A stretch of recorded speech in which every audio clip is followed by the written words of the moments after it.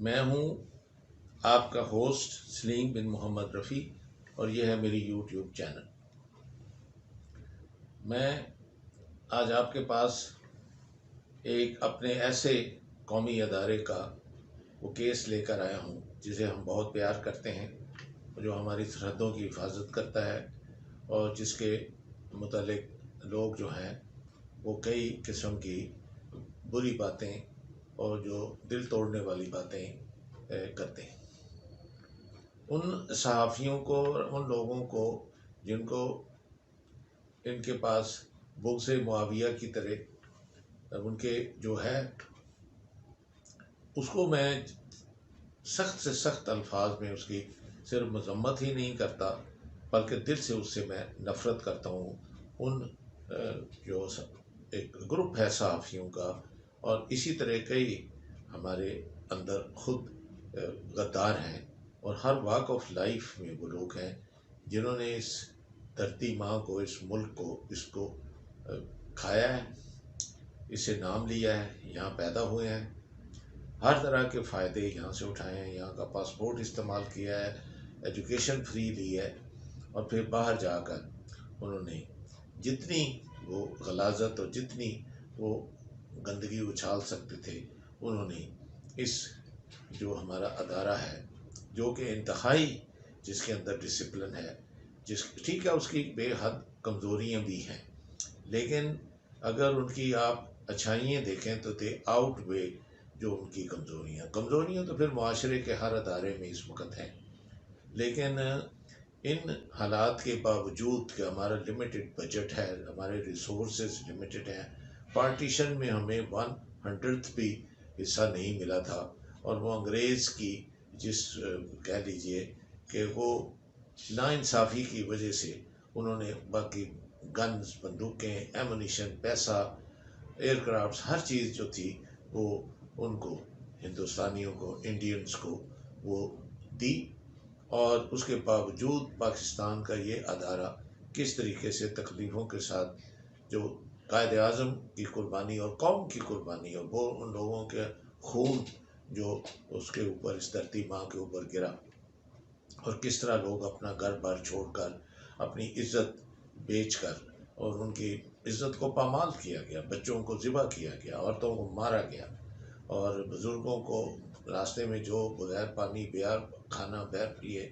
بغیر گھر بار، بغیر پاؤں میں جوتی، جو تکلیفیں اٹھائیں، آج تک وہ نظارے جو ہیں ان کی ٹرینز میں، ان کی سڑکوں پہ، ان کے گھر کے جو جانور ہوتے ہیں، گائے پہ، بھینس کے اوپر سواریاں کرتے ہوئے چھوٹے چھوٹے بچے،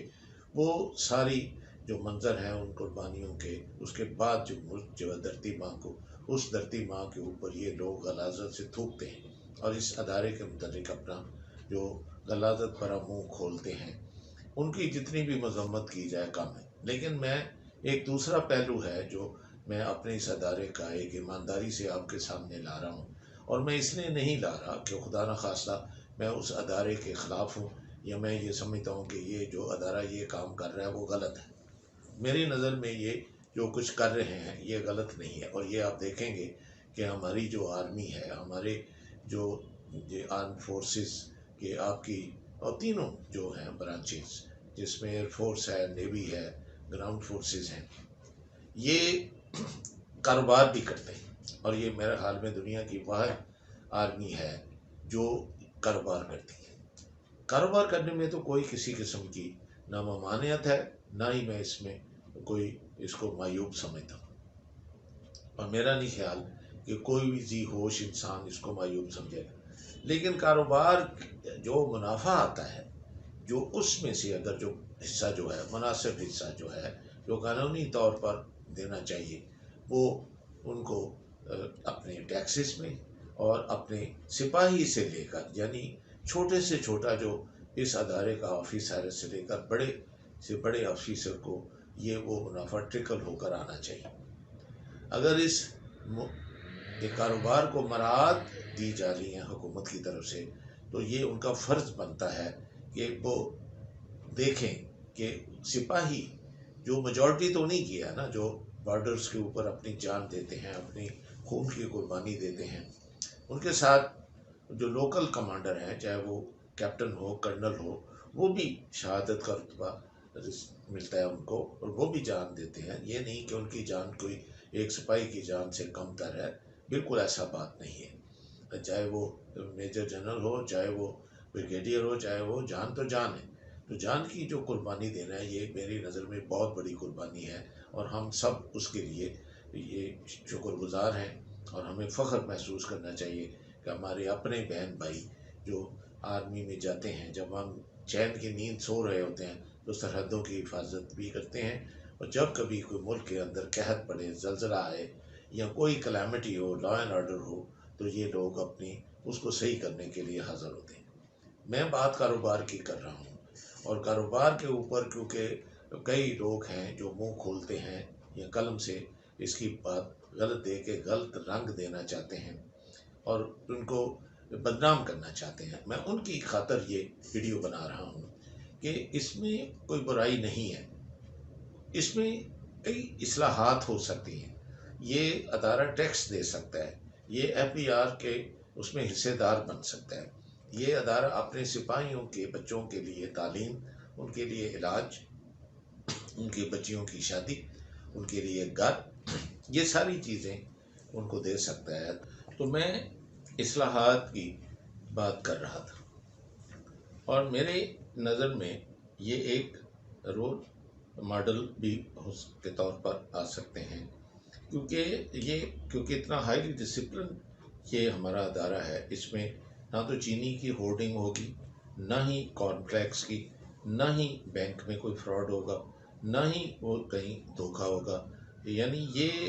ملک کے قانون کے مطابق جو کاروبار کر رہے ہیں، اور اسی طرح سے جیسے یہ ہر شہر میں ڈی ایچ اے کہ جو ہاؤسنگ میں، جو ریئل اسٹیٹ میں یہ لوگ گئے ہوئے ہیں، انشورنس میں گئے ہیں، اور یہ ان کی بھی یہ ایک مثالی وہ کاروبار کے طور کے اوپر ان کو لیا جانا چاہیے، اور دیکھیں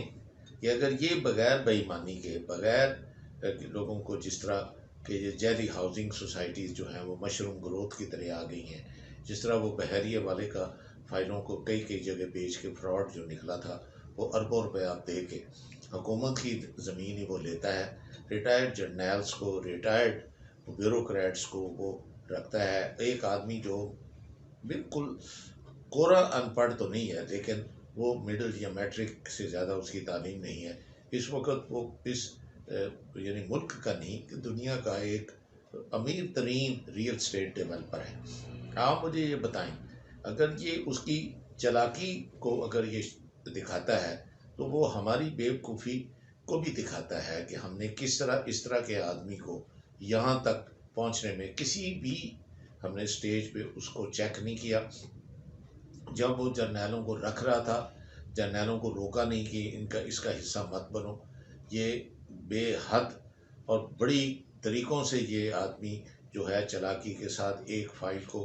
کئی جگہوں پر بیچتا ہے، اور اربوں روپے کما کے یہ آدمی چلا گیا۔ اور اب آپ نے بھی ریسنٹلی دیکھا ہوگا کہ اسے وہ یو کے سے پرسونا نان گرانٹا کر کے اس کو اور اس کے بیٹے کو انہوں نے کہا کہ تم لوگوں نے اتنا فراڈ کیا ہے، اتنے تم غلط ہو، اور کہ تم یہاں اس ملک میں آ ہی نہیں سکتے۔ اور دیکھیں کہ ہمارا ملک ہے، وہی جب جرنیل کسی جگہ جائے گا اس کے لیے امارات لینے کے لیے، تو اس کا جو رتبہ ہے تو وہ کیا کرتا ہے کہ اس کو لاکھوں روپے تنخواہ دے کر، پلاٹ دے کر وہ ان کو خرید لیتا ہے۔ اسی طرح وہ صحافیوں کو خرید لیتا ہے۔ کئی ویڈیو آپ کی نظر سے گزرے ہوں گے کہ بڑا وہ کھرا سچ اور پتہ نہیں کھرا جھوٹ، اور کئی آپ عورتوں کو جو بخاری اور نیاری اور فاروقی، اور آپ کو وہاں بیٹھے ہوئے اس کے پلاٹ لیتے ہوئے اس کا شکریہ اور اس کی وہ آپ کو دیکھیں خوش آمدید کرتے ہوئے نظر آئیں گے کہ جی وہ آپ ملک صاحب وہ ہو رہا ہوگا۔ تو یہ بھی غلط ہے، اور یہ اس ادارے کو اس کے اوپر قدغن لگانا چاہیے کہ اس پہ اس طرح کے کسی پرائیویٹ سیکٹر میں جرنیل جو ہے وہ ریٹائرمنٹ کے بعد، یا بریگیڈیئر جو ہے یا کرنل جو ہے وہ ریٹائرمنٹ کے بعد اس طرح کے وہ شیڈی کسی بھی، یہ نہیں کہ صرف ریئل اسٹیٹ میں، وہ کسی اور بھی ایسے ادارے میں نہیں جائے گا۔ اگر اس نے کام کرنا ہے تو ایسا ٹرانسپیرنٹ اور ایسا ایماندارانہ کام میں وہ جا کر نوکری کرے، اور اس کو نوکری سے کوئی نہیں روکتا۔ پھر اس کو آپ زمین دیتے ہیں، جب وہ جاتے ہیں ان کو بارڈر کے اوپر 2-2 ڈھائی مربے، وہ کاشت کرے، ایگریکلچر میں کوئی کرے، اس کو بینک لون دے دے تاکہ وہ جا کر سبزیوں کا کرے، پھل لگائے، اور تاکہ لائف سٹاک کو ریز کرے۔ تو آپ جرنیلوں کو ان کو عزت بھی دیں، بریگیڈیئرس کو، سینئر آرمی آفیسرس کو، چاہے ایئر فورس کے ہوں چاہے وہ بحریہ کے ہوں۔ پھر وہ بحریہ کا نام استعمال کر رہا ہے، ارے بھائی پیرلل آپ دیکھیں بحریہ یونیورسٹی ہے، پیرلل دیکھیں بحریہ نیوی کے اپنے اتنے اچھے اچھے کام ہیں، اور جیسے فضائیہ کے ہیں، جیسے ان کے گراؤنڈ فورسز والوں کے، آرٹلری والوں کے ہیں۔ تو یہ بھی غلط ہے کہ اس آدمی کو نام جو ہے وہ کیوں استعمال کرنے دیا گیا۔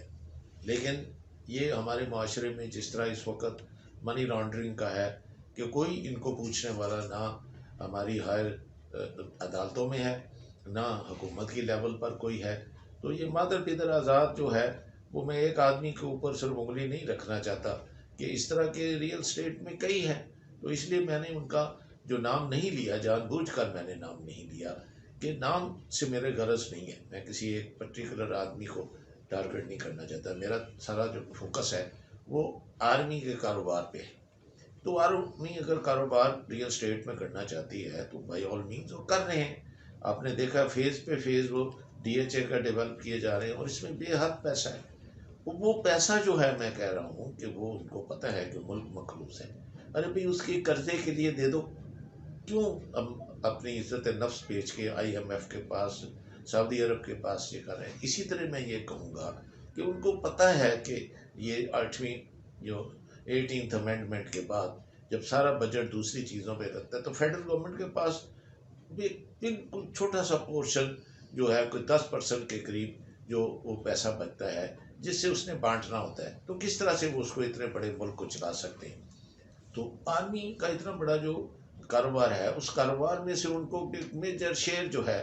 وہ دے دیں، وہ واپس لوٹ کر انہیں کے پاس آئے گا نا، تو وہ اس میں کیا حرج ہے؟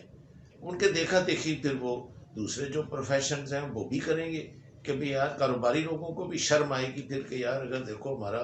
اتنا بڑا اچھا ادارہ جو ہے وہ اتنا حکومت کی مدد کر رہا ہے کہ اس کا ہم نے قرض بھی اتارنا ہے، ہم نے بجٹ کو بھی بیلنس کرنا ہے، ہم نے ڈیفنس بھی اپنی رکھنی ہے،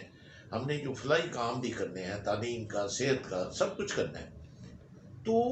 یہ میری نظر میں ایک واقعی اگر فلائی ریاست یا مدینہ کی ریاست جو ہمارے وزیر اعظم صاحب ایک خواب دوسری پوری قوم کو دکھا رہے ہیں گزشتہ 3-4 سالوں سے،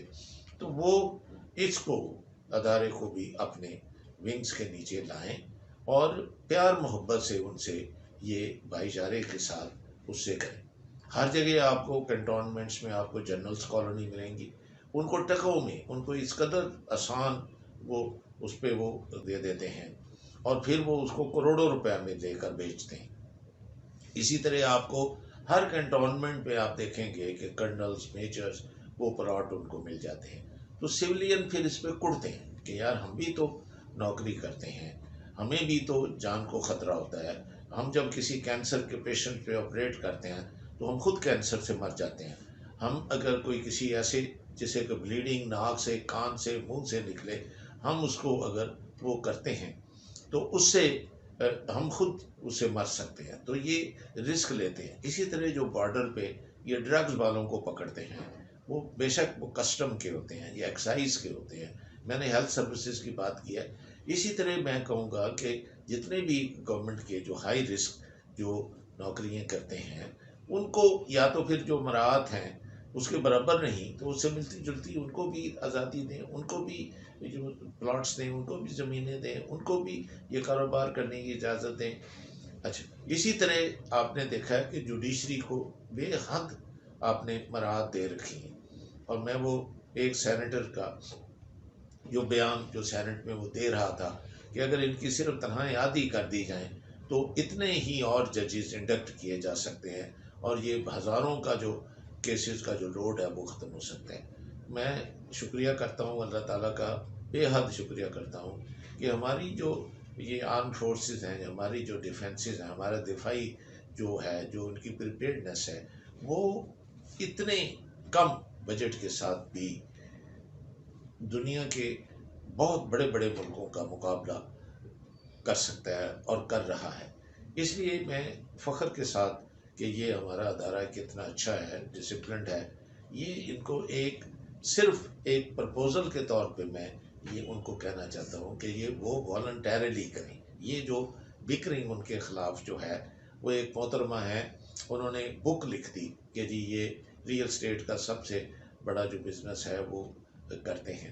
اب بھائی کرتے ہیں تو تمہارے پیٹ میں کس بات کی درد ہوتی ہے؟ وہ کرتے ہیں تو وہ آگے سے وہ دیتے بھی ہیں۔ یہ جو تمہارے ملک کی ڈیولپمنٹ میں کر رہے ہیں تو انہیں کا پیسہ ہے، تو اس لیے میرا خیال ہے ان کا منہ بند ہو جائے گا، اور وہ غدار جو باہر جا کر ہر وقت منہ ہماری ان آرم فورسز کے خلاف کھولتے ہیں، ان کا بھی منہ بند ہو جائے گا، تاکہ آپ جب جان کا قربانی دیتے ہیں،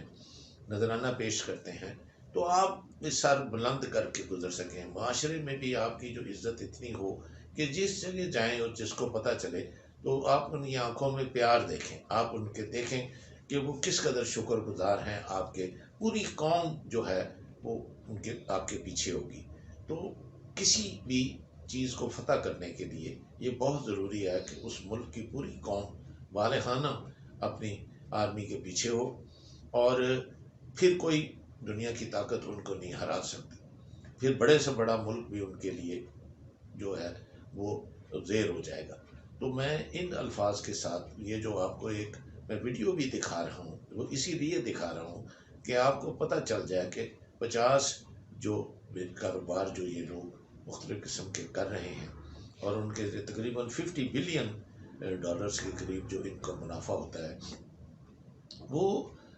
کیا یہ جو 5-6 بلین ہم نے IMF سے لیا ہے یا 3 بلین سعودی عرب سے لیا ہے، وہ تو پی نٹس ہے،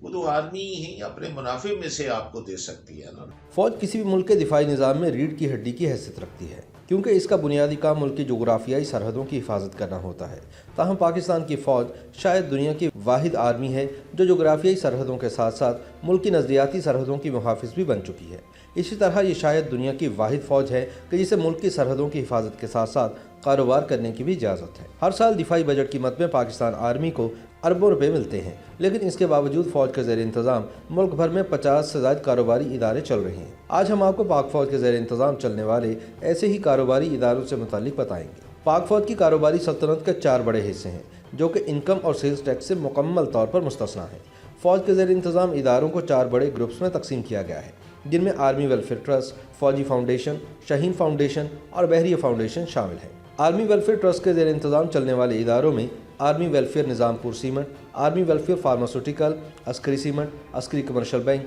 عسکری general insurance company limited, Askari lubricants limited, army sugar mills بدین،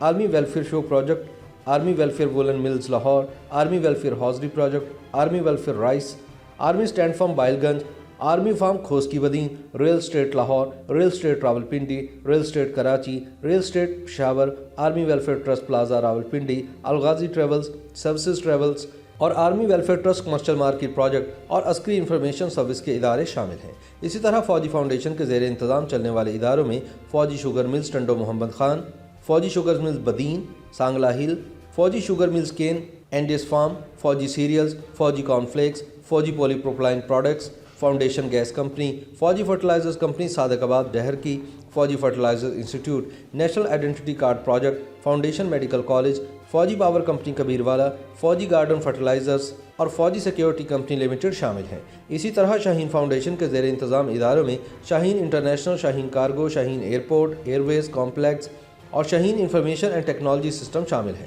بحریہ فاؤنڈیشن کے زیر انتظام چلنے والے اداروں میں بحریہ university, trading agency, travel agency, بحریہ کنسٹرکشن، بحریہ پینٹس، بحریہ ڈیپ سی فشنگ، بحریہ کمپلیکس، بحریہ ہاؤسنگ، بحریہ ڈریجنگ، بحریہ بیکری، بحریہ شپنگ، بحریہ کوسٹل سروس، بحریہ کیٹرنگ اینڈ ڈیکوریشن سروس، بحریہ فارمنگ، بحریہ ہولڈنگ، بحریہ شپ بریکنگ، بحریہ ہاربر سروسز، بحریہ ڈرائیونگ اینڈ سالویج انٹرنیشنل اور بحریہ فاؤنڈیشن کالج بہاولپور شامل ہیں۔ ملک کے تمام بڑے شہروں میں موجود cantonment areas, defence housing societies, عسکری ہاؤسنگ پروجیکٹس اور زرعی اراضی بتائی گئی تفصیل کے علاوہ ہیں۔ سول اداروں کو دفاعی بجٹ کی مد کے بعد آرمی کے کاروبار کو ملینز آف ڈالرز کے بیل آؤٹ پیکج بھی دینے پڑتے ہیں۔ ریٹائرڈ فوجیوں کی پینشن بھی سول بجٹ سے ادا کی جاتی ہے۔ फिर बैरूनी कर्जे और उनका सूद वगैरह अदा करके हुकूमत के पास GDP का कमोबेश 40% बचता है और फिर खसारा पूरा करने और मुल्क चलाने और अगले साल के अखराजात के लिए नया कर्ज ले लिया जाता है। ये एक ऐसा घन चक्कर है जिसमें कौम आहिस्ता आहिस्ता फंसती चली जा रही है कि हर गुजरता साल पिछले साल से मुश्किल होता जा रहा है। तो अनलेस के वॉलंटरली जजेस भी अपनी जो तनख्वाह आदी करें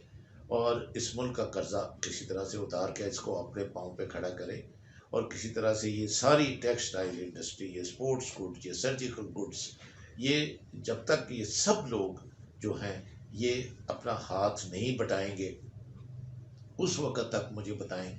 आपका कर्जा कैसे उतरेगा, मुल्क अपने पाँव पे कैसे खड़ा होगा। अब 19 की दहाई को तो वापस आप उससे पहले 80 की दहाई में नहीं जा सकते ना। तो अब आपको इस 2021 से आगे सोचना है। तो मैं ये इस अपील के साथ कि हमारी आर्मी जो है वो अपना हिस्सा बटाएगी और अपने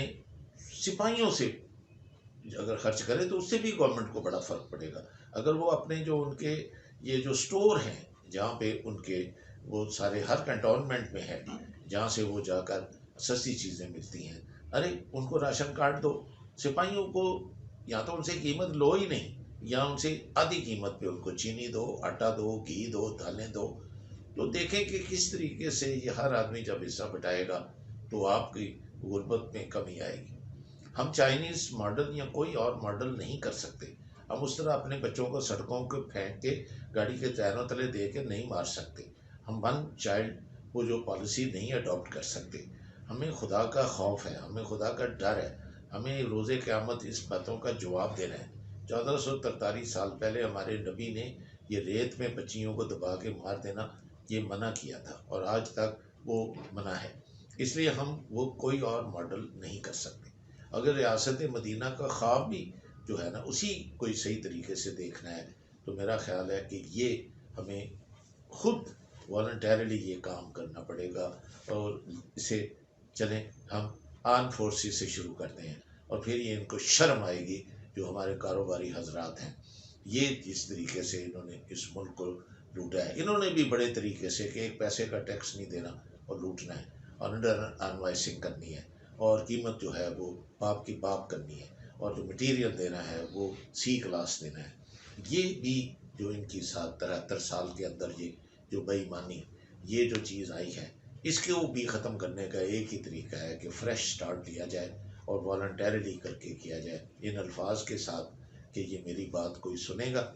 और इसके ऊपर अमल करेगा। मैं आपसे इजाज़त लेता हूँ। कितने मिनट?